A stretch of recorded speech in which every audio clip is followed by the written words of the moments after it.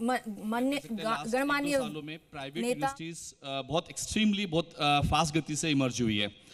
तो ये एक चैलेंज आ रहा है बेसिकली स्टेट यूनिवर्सिटी और सेंट्रल यूनिवर्सिटी के लिए, और मैं मानता हूँ कि ये कंपटीशन बहुत हेल्दी भी है।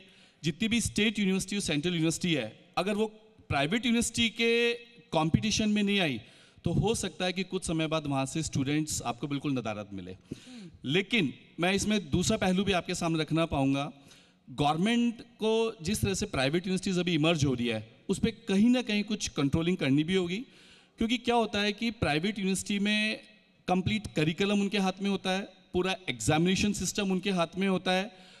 मैं ये नहीं कहूँगा कि सभी यूनिवर्सिटी ऐसा कर रही है, बट कुछ यूनिवर्सिटीज़ कुछ माल प्रैक्टिसेस भी कर रही है, और इन दिनों में हम न्यूज़पेपर में देखने भी आ रहे हैं किस तरह से फेक डिग्रीज डिस्ट्रीब्यूट हो रही है, मार्कशीट डिस्ट्रीब्यूट हो रही है, फर्जी नौकरियाँ आ रही है।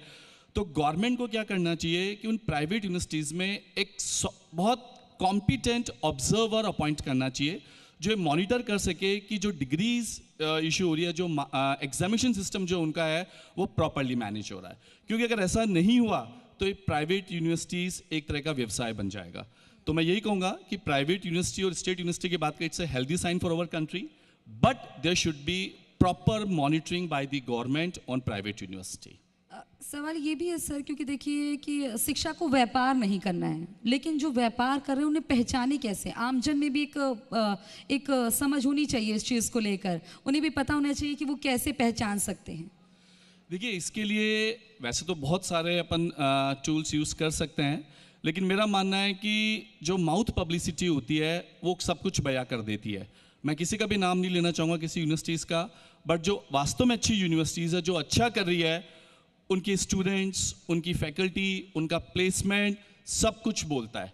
तो it's very easy to define which university is better, which is going good and which is the genuine, which is giving pure degree.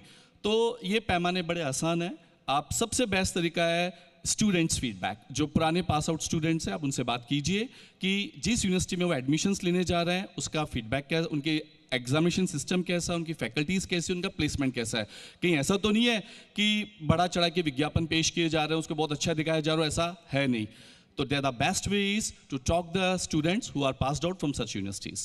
बिल्कुल, ये बहुत ही अच्छा तरीका है, बहुत ही मतलब इस चीज़ से उनको समझ भी आएगी और पहचान भी सकेंगे और उनके साथ धोखा भी नहीं होगा।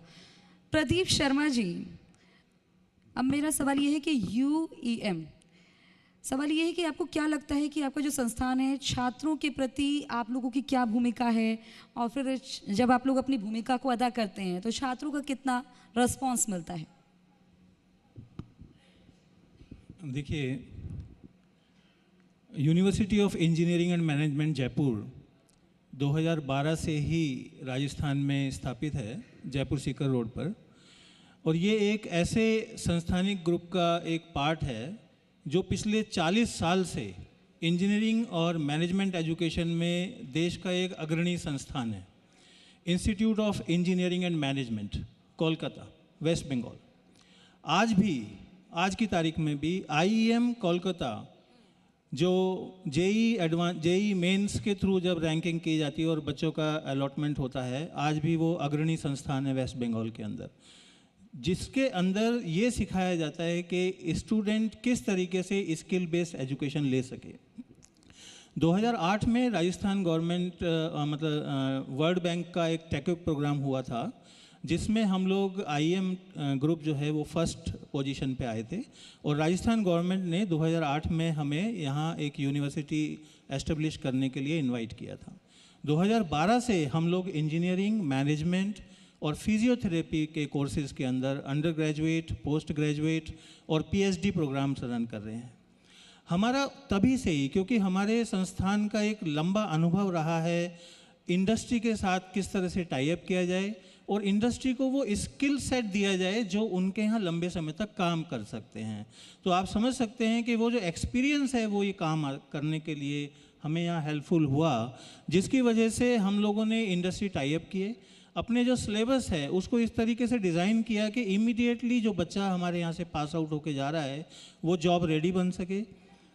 फिजियोथेरेपी के जो स्टूडेंट्स हमारे यहाँ काम कर रहे हैं, जो पढ़ रहे हैं, वो लीडिंग हॉस्पिटल्स के साथ इंटर्नशिप कर रहे हैं और अपने जो जितने OPDs वगैरह है वो हैंडल करते हैं। आज की तारीख में मैं बताना चाहता हूँ कि जितने भी शिक्षा के आयाम आप सोच सकते हैं, यहाँ बैठा हुआ बच्चा जितना भी आयाम सोच सकता है, उन सभी के अंदर यूईएम जयपुर एक अग्रणी संस्थान है। मैं एक आपको एग्जाम्पल देता हूँ। जैसे आप मान लीजिए कि स्टूडेंट्स किस तरीके से लर्न कर सकता है, hands on training, experiential training, innovations के अंदर जब बच्चा प्रोजेक्ट्स बनाता है तो डिफरेंट ग्रुप्स के अंदर स्टूडेंट्स के प्रोजेक्ट्स हमारे शोकेस किए जाते हैं। भारत सरकार की तरफ से 2018 से ही इंस्टीट्यूशंस इनोवेशन काउंसिल के अंतर्गत यूईएम जयपुर राजस्थान के अंदर टॉप पोजीशंस में बना हुआ है। एआईसीटी के जो आपका एक पैरामीटर है जो आपको एफिलिएट करता है, अप्रूव करता है आपके कोर्सेज़ को, हमारे सभी टेक्निकल कोर्सेज़ अप्रूव्ड हैं एआईसीटी से। मैनेजमेंट के जो कोर्सेज़ अभी हमने लास्ट ईयर जब एआईसीटी के बीबीए और बीसीए के कोर्सेज़ जब ओपन किए अप्रूवल के लिए, तो फर्स्ट ईयर में ही हमारे सारे कोर्सेज़ अप्रूव हो गए। आप समझ सकते हैं इंस्टीट्यूशन इनोवेशन काउंसिल और एआईसीटी के अंदर जो पैरामीटर बच्चों को, हमारे स्टूडेंट्स को अग्रणी बनाते हैं, उसकी वजह से एनपीटीएल एग्ज़ाम मेरे ख्याल से सभी बच्चे और टीचर यहाँ जानते हैं, आईआईटी मद्रास का सेंट्रल गवर्नमेंट का इनिशिएटिव है। पिछले 6 सेशन से लगातार ए ग्रेड पोजीशंस में बना हुआ है। हमारे स्टूडेंट्स इलाइट सर्टिफिकेशंस और गोल्ड सर्टिफिकेशंस में सबसे आगे हैं एनपीटीएल के अंदर। इस तरह के जो पैरामीटर्स जज किए जाते हैं, और सबसे बड़ा पैरामीटर है इंडस्ट्री, क्योंकि आप जानते हैं कि इंडस्ट्री के अंदर जो चेंजेस हो रहे हैं, आर्टिफिशियल इंटेलिजेंस बेस्ड कोई अगर प्रोजेक्ट है, अगर कोई काम ऐसा है जो हमारे स्टूडेंट्स नहीं कर पा रहे लेकिन इंडस्ट्री के अंदर रिक्वायरमेंट है, तो हम उसको कैसे सिखाएंगे? तो हम लगातार इंडस्ट्री के साथ टच में हैं। 600 से ज़्यादा इंडस्ट्रीज़ के साथ हमारे टाई अप हैं, जिसकी वजह से हम लोगों को ये पता चलता है रेगुलर बेसिस पे क्या स्किल सेट हम अपने सिलेबस में डालें। रेगुलर लगभग हर साल करिकुलम चेंज किया जाता है, और मैं गारंटी के साथ अगर आप वेबसाइट पे आज भी चेक करेंगे, अगले आने वाले 4 से 5 साल का पूरा प्रोग्राम डिज़ाइन करके आज की तारीख में वो करिकुलम वेबसाइट पे अपडेटेड है। और बच्चों को ये बताया जाता है कि आर्टिफिशियल इंटेलिजेंस बेस्ड कौन से सॉफ्टवेयर्स, कौन सा स्किल सेट आप लेंगे जिससे जब आप पास आउट होंगे 2-3 साल के बाद तो आपको इंडस्ट्री इंडक्ट करने में हेल्पफुल रहेगी। आप यकीन मानिए, दूसरा पैरामीटर पढ़ाई के अलावा स्पोर्ट्स। लास्ट ईयर हमने एक इंटरनेशनल स्पोर्ट्स कॉम्प्लेक्स बनाया अपने कैंपस के अंदर, जिसका रिजल्ट ये हुआ कि हमारे स्टूडेंट्स सर जिस जगह पर भी पार्टिसिपेट करने गए, एनआईटीज़ में, आईआईटीज़ में, एमएनआईटी के अंदर जितने भी AIU association of Indian universities के जो कॉम्पिटिशन्स होते हैं, बॉक्सिंग में, वॉलीबॉल में, हैंडबॉल के अंदर गोल्ड मेडल लेके आए हैं फर्स्ट ईयर के अंदर ही। तो आप समझ सकते हैं कि जो स्टूडेंट का आउटपुट जिस जगह मिलना चाहिए उसको वहाँ मिल रहा है। एकेडमिकली अगर देखें सर, ऑनलाइन हार्वर्ड यूनिवर्सिटी का हैकाथॉन हुआ था पिछले साल। मैं आपको बताना चाहूँगा कि हमारी टीम ने फर्स्ट टाइम, यूईएम जयपुर ने ऑनलाइन हार्वर्ड यूनिवर्सिटी का हैकाथॉन फर्स्ट पोजीशन से जीता। आप समझ सकते हैं कि हार्वर्ड यूनिवर्सिटी में यूईएम जयपुर का नाम हो रहा है। हमारे स्टूडेंट्स जहाँ भी, आप रोबो सॉकर का आप जिक्र कर लीजिए, 15 केजी रोबो सॉकर कैटेगरी, आप जितने बच्चे यहाँ बैठे हैं आप सब शायद समझ सकते होंगे, 15 किलोग्राम रोबो सॉकर कैटेगरी एक बहुत बड़ा रोबोट होता है जो वॉर में काम आता है, लड़ाई में बच्चों का एक खेल है जिसमें काम आता है। आईआईटीज़ में कॉम्पिटिशन्स होते हैं, टेक्निकल कॉम्पिटिशन्स, एमएनआईटी में और एनआईटीज़ में टेक्निकल कॉम्पिटिशन्स होते हैं। आप पूरा डेटा उठा लीजिए, पिछले 1.5 साल के अंदर जितने भी कॉम्पिटिशन्स हुए हैं, हमारे सब जगह पर फर्स्ट पोजीशन आई है बच्चों की, हर जगह पर आप चेक कर सकते हैं उसको। तो यूईएम जयपुर जिस आयाम को आप सोच सकते हैं शिक्षा का, कोई भी आयाम ले लीजिए, आप टेक्नोलॉजी वाइज देखिए, प्लेसमेंट वाइज जो सर ने अभी बताया कि प्लेसमेंट एक महत्वपूर्ण पैरामीटर है। 72 लाख रुपए का पैकेज जिस स्टूडेंट्स को मिला है, और आज की तारीख में वो 1.5 करोड़ रुपए में काम कर रहा है। पिछले साल 42 लाख रुपीज़ के पैकेज गए हैं, और अभी जो करंट पोजीशन चल रही है 22 लाख रुपए पैकेज पे चल रही है। हमारा हर स्टूडेंट जिस जगह भी हम जाते हैं वहाँ हमसे मिलता है। मैं आपको एक इन्फॉर्मेशन देना चाहूँगा, लगभग 10 कंट्रीज़ में हमारे इंटरनेशनल कॉन्फ्रेंसेस होते हैं। 10 कंट्रीज़ में हम उन कंट्रीज़ में जाके उन यूनिवर्सिटीज़ के साथ जिनका हमारा इंटरनेशनल टाई अप है, उनके कैंपस में जाके इंटरनेशनल कॉन्फ्रेंस सर ऑर्गेनाइज करते हैं। और वहाँ हम अपने बच्चों को बुलाते हैं। मान लीजिए यूके में, यूके के अंदर हम अपने स्टूडेंट्स को कॉल करते हैं कि हम अपनी कॉन्फ्रेंस करने के लिए जा रहे हैं, तो लंदन में जितने बच्चे काम कर रहे हैं वहाँ हमारे पास आते हैं मिलने के लिए। हम न्यूयॉर्क में कॉन्फ्रेंस करते हैं, हम वहाँ मैसेज देते हैं कि हम लोग कॉन्फ्रेंस करने आप जा रहे हैं, हम एलुमनाई मीट करना चाहते हैं।